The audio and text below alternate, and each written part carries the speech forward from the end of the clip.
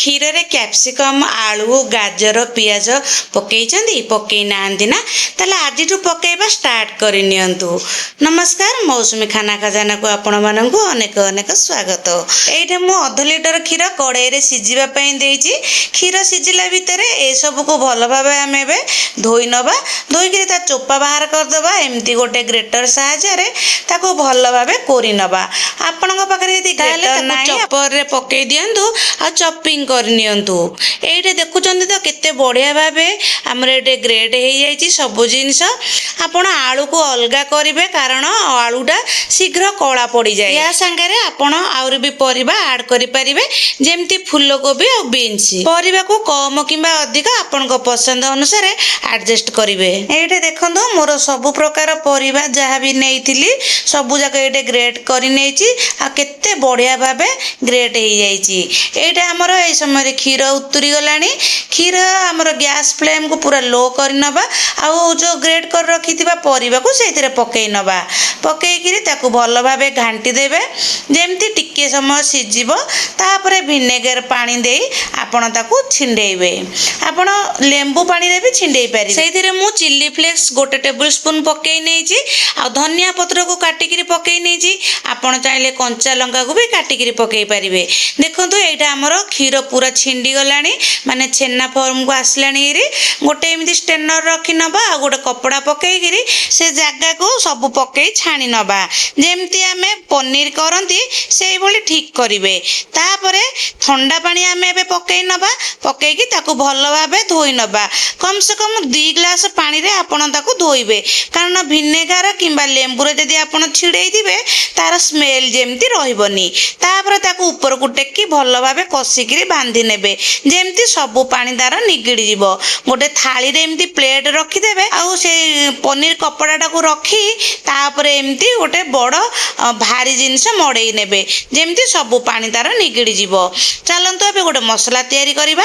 मसला पे काजू किछि नेइछि। जेतिकी काजू नेइछि ताटो अधिक नेइछि मु राशि। सेतिरे धनिया टिके पकेइबा, जीरा टिके पकेइबा, गुजराती आ दालचीनी अनासी फूल पकेइ नबा, सुखिला लंका, अदा टिके, रसुण टिके पकेइबा।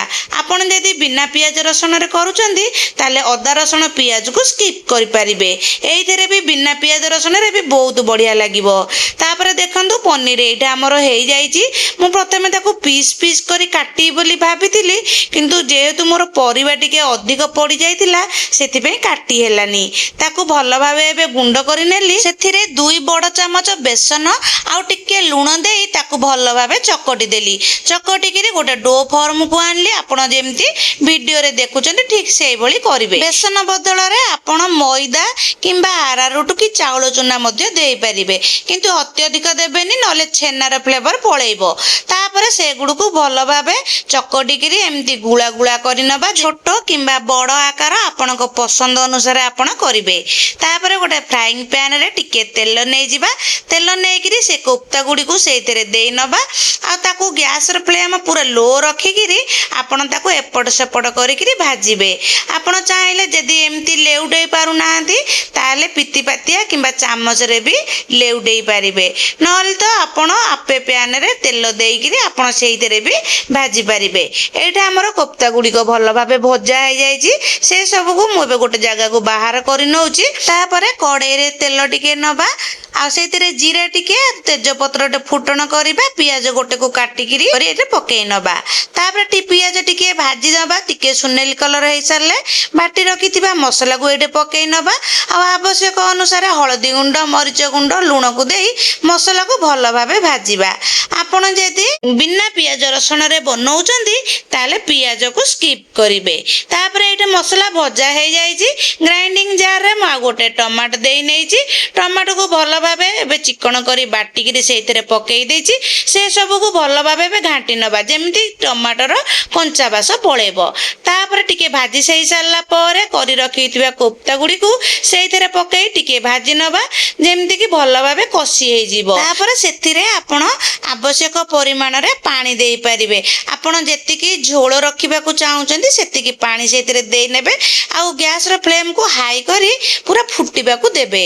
3ରୁ 4 ମିନିଟ୍ ଭଲ ଭାବେ ଫୁଟି ସାରିଲା ପରେ ଗ୍ୟାସକୁ ବନ୍ଦ କରିନେବେ। ପୁରା ଲାଷ୍ଟରେ ଆମେ ସେଥିରେ ଧନିଆ ପତ୍ର ନହେଲେ କସୁରୀ ମେଥି ପକେଇବା। ଟେଷ୍ଟଟା ଆହୁରି ବଢ଼ିଆ ଲାଗିବ। ଆପଣ ଶୁଖିଲା ଭାତ ନହେଲେ ରୁଟି ସହିତ ବି ଖାଇପାରିବେ। ଭିଡ଼ିଓଟି କେମିତି ଲାଗିଲା ମୋତେ କମେଣ୍ଟରେ ନିଶ୍ଚୟ ଜଣାଇବେ। ଯଦି ଭଲ ଲାଗିଛି ସବସ୍କ୍ରାଇବ୍ କିମ୍ବା ଫଲୋ କରିବାକୁ ଅନୁରୋଧ ରହିଲା।